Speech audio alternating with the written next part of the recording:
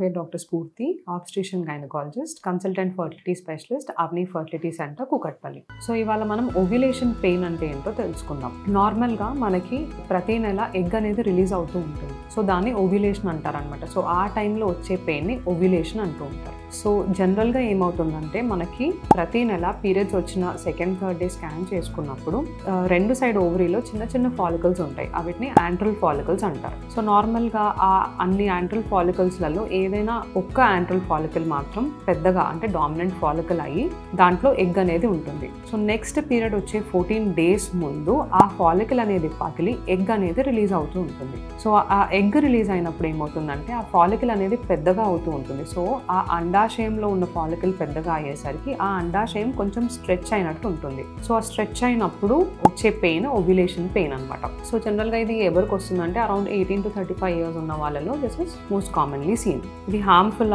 అంటే కనుక no, this is completely harmless. కాకపోతే ఓవ్యులేషన్ అవుతున్నట్టు that's a sign for us అంతే. సో దీనివల్ల ఏమైనా ఫర్టిలిటీ ఇష్యూస్ వస్తాయా అంటే no, this is absolutely completely normal. So దీనివల్ల మనకి ఫర్టిలిటీ ఇష్యూస్ లాంటివి ఏమీ రావు.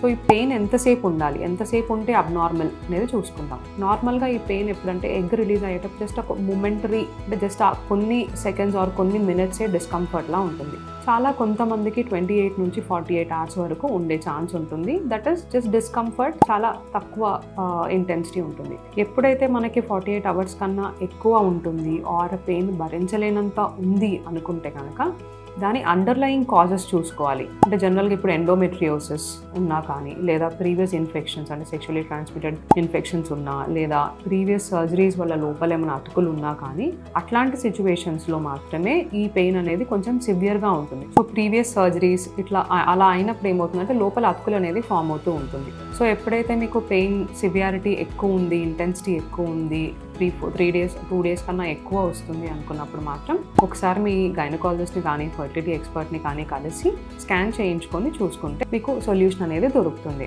సో ఏం మెజర్స్ తీసుకుంటే ఇది కొంచెం ఇంటెన్సిటీ తక్కువ ఉంటుంది అనే క్వశ్చన్స్ అడుగుతూ ఉంటారు. సో ఒక హెల్దీ డైట్ తీసుకొని ప్లాంట్ బేస్డ్ ప్రోటీన్స్ ఎక్కువ, ఆకుకూరలు కానీ, omega-3 ఫ్యాటీ యాసిడ్స్ రిచ్ ఉన్న ఫుడ్స్ కానీ ఇది తింటూ ఉంటే కనుక కొంచెం ఇంటెన్సిటీ తక్కువ ఉండే ఛాన్స్ అయితే ఉంటుంది.